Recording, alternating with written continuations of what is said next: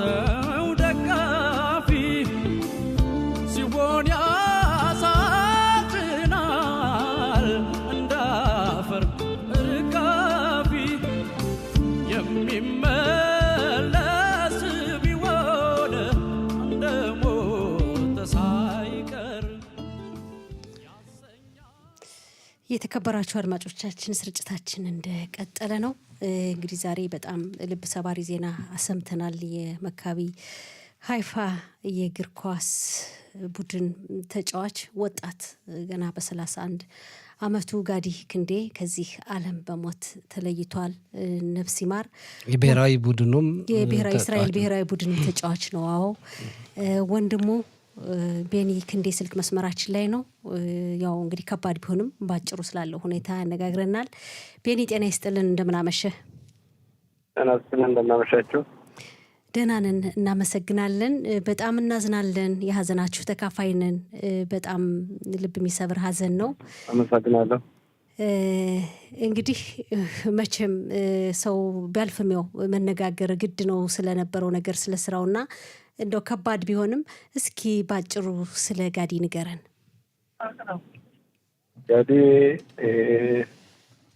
ጋዲ ያው እዚህ ሀገር ከመጣን ጊዜ ጀምሮ ትምህርቱ እየተማረ ከዛም ወደዚህ ስልጠና ገባ።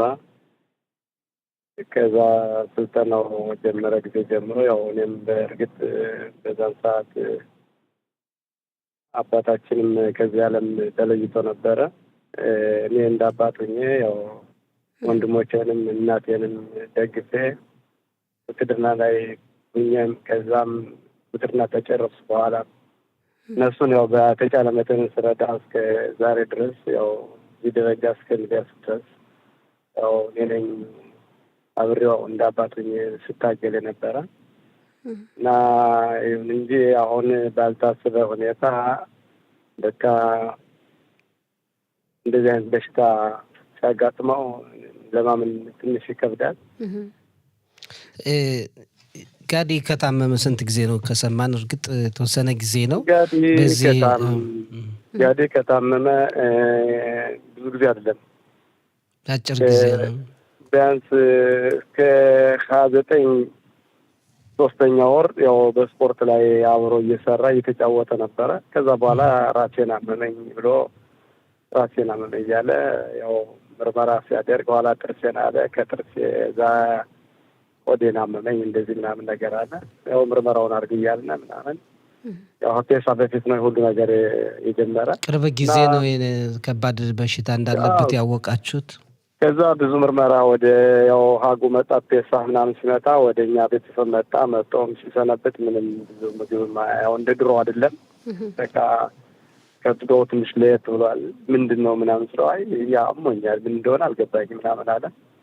እዛም ሰነበት ከእናታችን ቤት ያው ዳይላስ ወደር ምናምን ስናደር ከዛም ወደ እኔ ቤት ደግሞ ሀግሸን ያኔ ቤት ቆየነ። ከዛ ሀግ ሲወጣ ያው ለመሄድ ወስነው እሱም ልጆቹን ይዞ መንገድ ሲጀምሩ አይ ሚስቱን በዛ ሲወጣ ሆስፒታሉ ከማረፉ በፊት አሁን ምን ይላታልኝ እኔን ወደ ሆስፒታሉ ልግባና አንቺ ልጆችን ይዘሽ ሂጂ እና እኔ ሆዴን አሞኛል ወደዚህ ተመርምሬ ቀስ ብዬ እመጣለሁ ምናምን ይላታል። ከዛ እሷም እሺ ብላ እሱን አወርዳ ሆስፒታል ጥላ መንገዷን ቀጠለች ማለት ነው። ወደ ሃይፋ ነው የሚኖሩት በአሁኑ ሰዓት። ከዛ ለእኔ ደውላ አይ ጋዲ ወርዷልና ሐኪም ቤት ገብቷልኝ እና ሄደኸዋለች። ያየሁት ምርመራ አደረጉ ምናምን ምንም ያገኙት ነገር የለም። እዛ ደግሞ ምርመራ አደረጉ ምናሉ ለጊዜው ማስጠንቀቂያ ሰጡት። 1 ሳምንት ምናምን ቆያሽት ሆስፒታል። ከዛ በኋላ ነገሩን ስናየው ምንም በሽታውን ሊያገኙት አልቻሉም። ከዛ ወደ ሆስፒታል ወደ ራምባ ላክ ነው። ራምባ ከሄደ በኋላ በቃ እዛ ሲፑሉን ጀመረ ማለት ነው። ታወቀ ችግሩ? ሎሎ ጀመረ ቢሉ የራስ ምርመራውን ብቻ ነው።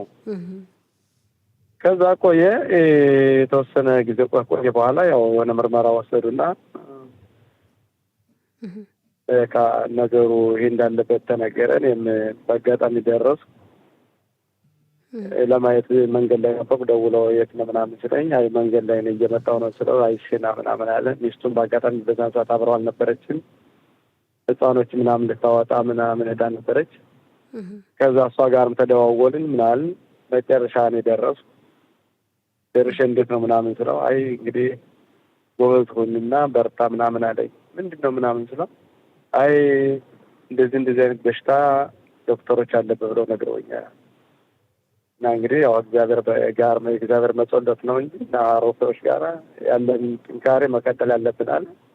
በቃ ያን ጊዜ ከዚያ ሰማን ጀምሮ ያው እንግዲህ እዛው ምን ተደረገለት? እንደው በስፖርቱ ዘርፍም እንደው በሀገሪቱ ደረጃ ምን የተደረገለት እርዳታ አለ? ምንም እንግዲህ በሽታው ከባድ ነው። ሁሉም ነገር ያልተራዱት ነገር የለም። ያው የሚጫወትበት ቡድንም ሆነ እንደገና እዚህ አሽዶድ ያደገበት ቡድንም ባለቤቶች ምናምን እዛ የሚያውቁ በሙሉ ለሱ ድጋፍ ያላደረገ የለም። ሆኖም ግን ከውጭ ሀገር ሁሉ ዶክተር በልዩ ሁኔታ መጥቶ ነበር የሚባል ወሬ ሰምተናል። እውነት ነው? ከውጭ ሀገር በእርግጥ አርሶ ትብሪት በነበረበት እዛ ዶክተሩ የእሱ ዶክተር ነበር። በዛም ንግግር እንዳደረጉ እኔም ተረድቻለሁ። ወደዚህ ሀገር ካሉት ፕሮፌሰሮች ጋር ምናምን ንግግር ሁሉ አድርገው ነበሩ። እንደዛ የሚባል ነገር ሰምቻለሁ። እኔ በእርግጥ ባልናገራቸውም እና ባላቸው አቅም ሁሉም እርዳታ አድርገዋል። ውጭ ሀገርም ያሉ ሌሎች ተጫዋቾች አፍሉ ሌላ ሀገር የሚጫወቱ በአሁኑ ሰዓት አብሮት የተጫወቱት ሁሉ ስንት ስልክ እየደወሉ አይዞህን እያሉ የቻሉ ደግሞ እየመጡ እያዩት ሄዱም አሉ። እና የጋዲ ሁኔታ እንደዚህ ይህን ይመስላል። በጣም ከባድ ነው። ልጆቹ የስንት አመት ናቸው? ስንት ልጆች አሉት? የ1 አመት ከ8 ወር ትልቋ፣ የአንደኛዋ ደግሞ 8 ወር። ህጻናት ናቸው። በጣም ነፍስ ይማር ነው የምንለው። አሁን ባለው ሁኔታ እንግዲህ የቀብር ስነ ስርዓት ተወስኗል ወይ? መቼ ነው? የት ቦታ ነው ምናልባት መምጣትና መሳተፍ? የቀብር ስነ ስርዓት ዛሬውን ነው የሚሆነው። በ11 ሰዓት ነው አሽዶድ ነው የሚቀበሩ። ሌሊት ማለት ነው? አዎ ዛሬ 11 ሰዓት ሌሊት ላይ ነው እና ቀብሩ ያው አሽዶድ ነው። እንግዲህ የምታስተላልፈው መልእክት ካለ ጋዲ? ስለ ጋዲ እንግዲህ ማስተላልፈው ያው ለህዝቡ ነው። ህዝቡ ለሱ ያልጾለተ፣ ለሱ ያልደከመ፣ ለሱ ድጋፍ ያላደረገ ህዝብ የለም። የኛ ህብረተሰብ ብቻ ሳይሆን ነጩ ምንም ይሄ ነው ብዬ የምናገረው የለም። ህዝብ ለሱ ያላደረገው ነገር የለም። ዘመዱ ወይም አዝማዱ ሳይሆን ሌላው ያልተወለደው ስንቱ የሚያውቀው ሰው ለሱ ድጋፍ ያላደረገና ለቤተሰብ ድጋፍ ያላደረገ የለም። እና በዚሁ ላይ ያው ሳላመሰግን አላልፍም ለሁሉም ህዝብ እና አመሰግናለሁ። እንግዲህ የሀዘን ዳርቻ ያርግላችሁ። የሀዘናችሁ ተካፋይ ነን። በጣም እናዝናለን። ነፍስ ይማር። አመሰግናለሁ። ተዳረባ ነው አመሰግናለሁ። መልካም ምሽት።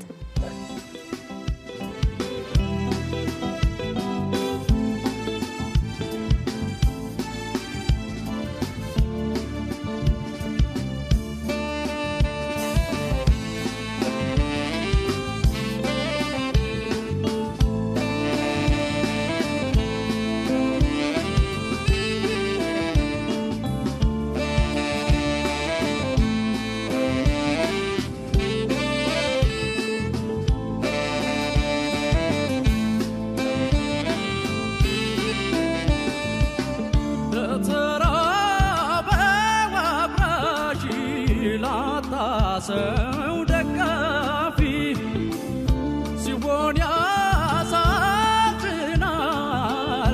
እንዳፈር ርጋፊ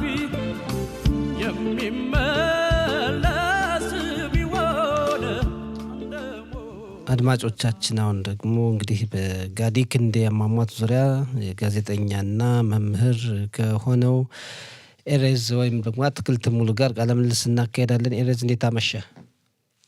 እንደምን አመሸህ ሰጠኝ። እንዲሁም ወርቅነሽ አድማጮቻችን እንደምን አመሻችሁ። ምሽቱ መቼም በጣም ከባድ ነው። ከባድ ነው እንግዲህ ያው አሁን ከወንድሙ ጋር ስንነጋገር ነበርና የእግር ኳስ ህይወቱን በማዶን ስፖርት አሽዶድ የጀመረው እዛም በቤታር ኢየሩሳሌም በስፖርቲንግ ካንግስ ሲቲ የተጫወተው በማካቢ ሃይፋ እንዲሁም በብሔራዊ ቡድኑ የተጫወተው ጋዲ ክንዴ ከዚህ ዓለም በሞት መለየቱ የሁላችንም ያሳዘነ ጉዳይ ነውና እንዴት ነበር? እንዴት ታውቀዋለህ ወይስ ታሪኩን እስኪ የምታካፍለን ስለ ጋዲ? ጋዲ አብዛኛውን ማውቀው በተለያዩ ጋዜጣዎች በተለያዩ መረጃዎች አውታሮች ነው። ጋዲ ከ2011 እስከ 2019 አሽዱድ ውስጥ ከሚገኘው ትልቅ የስፖርት ቡድን ውስጥ ነው የሰለጠነው ያደገው። ከዚያም በኋላ በ2019 እስከ 2020 በቤታር ኢየሩሳሌም የመጀመሪያው 1 ሚሊዮን ዩሮ የተሸጠ ተጫዋች የመጀመሪያው ነበር ማለት ነው በእስራኤል ሀገር ውስጥ። ከዚያም ከ2020 እስከ 2023 24 ሊጨምር ነበር። ያው ስፖርቲንግ ካንዛስ ሲቲ አሜሪካን ውስጥ ከፍተኛ ዲቪዥን ውስጥ ይጫወት ነበር። ከዚያም ከ2024 እስከ 2025 መካቢ ሄፓ እንደምናስታውሰው መሳይ ደጉ አሰልጣኝ በነበር ጊዜ የአንድ አመት ውል የነበረው ከካንዛስ ሲቲ በማውጣት ወደ መካቢ ሄፓ አምጥተው ነበር። ከዚያም እንግዲህ ያው እንደምታየው ከ2021 እስከ 2024 ይቅርታ እስከ 2025 ዓመተ ምህረት ያው ከ2021 እስከ 2025 ዓመተ ምህረት በእስራኤል ብሔራዊ ቡድን እንግዲህ 9 ጊዜ እስራኤልን የህዝብ መዝሙር በተለያዩ አገሮች በአውሮፓም በተለያዩ እስራኤል ቡድን በተሰማራበት በኩል ማሊያ በመልበስና የእስራኤልን መዝሙር ቁሞ የዘመረ ለእስራኤሉ ህዝብ በዓለም ህዝብ የእስራኤልን የብሔራዊ ቡድን ቁሞ የነበረ ከባድ ተጫዋች ነበርና አሁን ጋዲ ማለት እንግዲህ 9 ጊዜ እስራኤልን መዝሙር ብሔራዊ መዝሙር መዘመር ማለትና በአውሮፓ ውስጥም በተጫወታቸው በእስራኤል ቡድኖችም ውስጥ ላይ በብሔራዊ ቡድን 2 ጎሎችን አስቆጥሯል። እነዚህም በታሪክ ውስጥ የሚጻፉ ናቸው። በአጠቃላይ ስንመለከት ጋዲ በጣም ብርቅ የነበረ ልዩ የሆነ ተጫዋች ለልጆቻችንም አርያ የነበረ ብዙም ጊዜ በጋዜጦችም ሆነ በቴሌቪዥን አውታሮች በስፖርት ሁሌ ስሙ የሚጠራ በጣም ጥሩ ተጫዋች ነበር። እልፈተ ሞቱ እንግዲህ በመስማታችን ለብዙ ሰዎች ልብ የሰበረና እንደምታውቁት ወርቅነሽም ባለፉት ሳምንታቶች ከወር ጀምሮ ጸሎቶች ነበሩ። ጨዋታው ከመከፈቱ በፊት ስለሱ ያልተነገረ ነገር የለም። ከእግዚአብሔር ያልተጸለየለት አልነበረም። ሆኖም ግን መጨረሻዊ በመሆኑ እጅግ ያሳዝናል። እንግዲህ ለቤተሰቦች መጽናናት ይስጣቸው። ለወደፊትም ለታዳጊዎችም ትልቅ አርያ እንደሚሆንም በትልቅ መዝገብ ላይ እንደሚቀመጥም እንጠማለን። አሁን እንግዲህ እዚህ ላይ ነው ዋናው ነገር እና እንደው አትክልት ከባድ ነው ሲሰማ ለማህበረሰቡም በተለይ ደግሞ በስፖርቱ ዓለም ለተሰማሩ ለታዳጊ ልጆች የሱን እግር ተከትለው እንደው ለሚሄዱ በተለይኛ ማህበረሰብ አባላት ከባድ ሊሆን ይችላል ይሄ ነገር ሲሰማና እንደው ምንድነው መደረግ ያለበት እንደው አንተ የምታስተላልፈው መልእክት የስፖርት አሰልጣኝም ስለሆነ?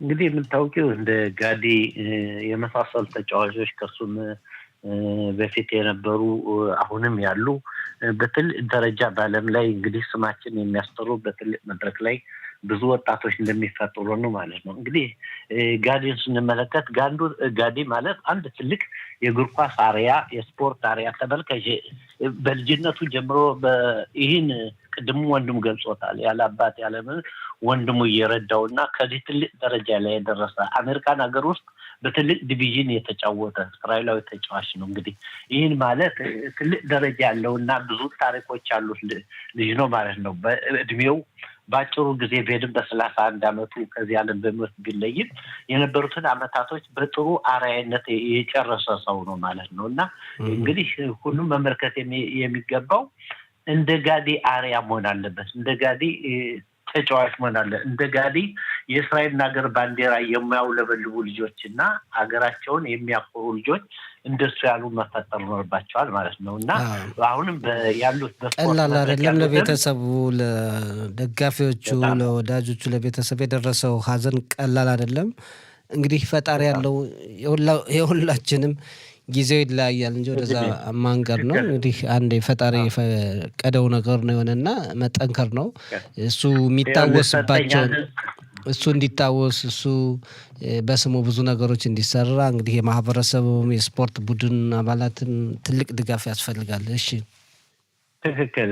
አሁን ሰጠኝ ጋዲን ስንመለከተው የሱ ለኛ ብቻ አይደለም ለኢትዮጵያም ከባህር ማዶ ላሉት ህዝቦችም እኛን ለመሰሉ ኢትዮጵያውያኖችም በስፖርት መድረክ የሚጠራ ሰው ነው እና ከዚህ ሀገር ከመጣን ጀምረን ምን አይነት ውጭ ሀገር ሄዶ የመጫወቱ በአገሪቱ ብሔራዊ ቡድን ተሰልፎ መጫወት እንደገና በአገሪቱ ዲቪዥን ላይ የመካፈላቸው ሁኔታ ሀገራችን ላይ በመኖር በእስራኤል ሀገር ውስጥ ከፍተኛ ደረጃ ያሉ ሰዎች መኖር ያስታወቀ ሰው ነውና ያስመሰከረ ነውና ይህን መረሳት የለበትም። የኛ ብቻ ኩራ ሳይሆን ከኢትዮጵያም ያሉ ከባርማዶ የሚኖሩትም የሚኮሩበት ከፍተኛ ስፖርተኛ ነበር ማለት ነው። በዚህ እግር ኳስ ተጫዋች ነበር ማለት ነው። እንግዲህ ነፍስ ይማር ነው የምንል። ሌላ ጊዜ ደግሞ በሰፊው በስፖርታዊ ዘገባዎች እንመለከተዋለን። መልካም ምሽት። እንግዲህ ለሱም ነፍስ ይማር፣ ለቤተሰብ መጽናናት እንመኛለን። ደህና ደር። በሰላም በአዲስ ወር እንገናኝ። ደህና ደሩ። እናመሰግናለን። እንግዲህ ወርቅነሽ ያው የምሽቱ ፕሮግራማችን ላይ እየተጠናቀቀ ነው። የሁላችንም ስሜት ከጋዲ ቤተሰቦች ጋር ነን። ነፍስ ይማር ነው የምንል። ወንድሙም ይህን ሀዘኑን ትቶ ችሎ ስላነጋገረ እናመሰግናለን። በቀጣይም ሌሎች ቤተሰቦች እንጠይቃለን። በተረፈ እንግዲህ ለቴክኒክ ባለሙያዎቻችን ሮኔን ዳህንና ዳቪድ ሜራን እናመሰግናለን። እናመሰግናለን። ያው በስርጭቱ ለተሳተፉትን በሙሉ እናመሰግናለን። ለጋዲ ቤተሰቦች መጽናናትን እንመኛለን። መልካም ምሽት፣ መልካም ሌሊት። ጠዋት ያው እንደተለመደው እንገናኛለን። ቻው። ተስማምቶ ቁንጂና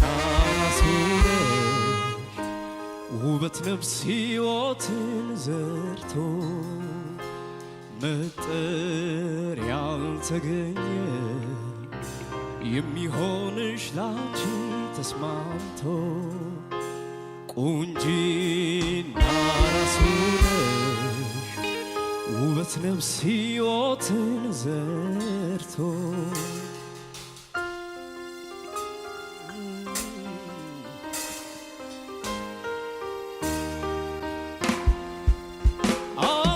አልተፈጠረም ሰው የለሽም